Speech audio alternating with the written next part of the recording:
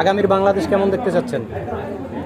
আগামীর বাংলাদেশ অবভিয়াসলি একটা উন্নত রাষ্ট্র হিসেবে দেখতে চাই আমাদের দেশটা, যাতে যেখানে দরিদ্রতার দিক থেকে দেশের সর্বনিম্ন স্তরে, আর দুর্নীতির দিক থেকে তো আমরা বর্তমানে one of the toppest country আর কি। এখান থেকে যাতে আমরা নিচে নামতে পারি, চাইবো যত দ্রুত সম্ভব যত নিচে নামতে পারে আর কি দুর্নীতির র্যাঙ্কিংটাতে। আচ্ছা, আপনার এই আশা পূর্ণ করার জন্য কি কাজ করতে হবে?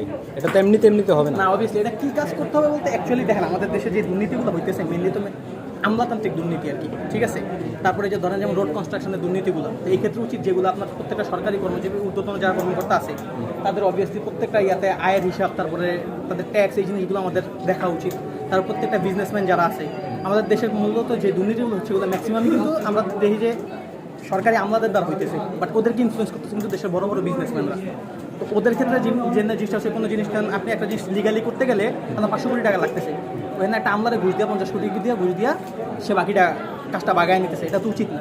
কারণ আমরা যদি দেশের আমাদের প্রধান যে বিজনেস ম্যাগনেটগুলো এদেরকে যদি কন্ট্রোল করতে পারি তাহলে দেশের দুর্নীতির রাষ্ট্র দুর্নীতি আমার সম্ভব। কারণ আপনি ধরেন আমাদের বসুন্ধরা চেয়ারম্যানদের যদি কন্ট্রোল করা যায়, ওপেন অন স্ক্রিন আর অফ স্ক্রিন যেটাই হোক, বসুন্ধরা চেয়ারম্যান বহু দুর্নীতি আছে, দখলদারি টিয়া সহ, এই কিন্তু দেশের অনেকটা আমলাদের কন্ট্রোল করতেছে, ঠিক আছে।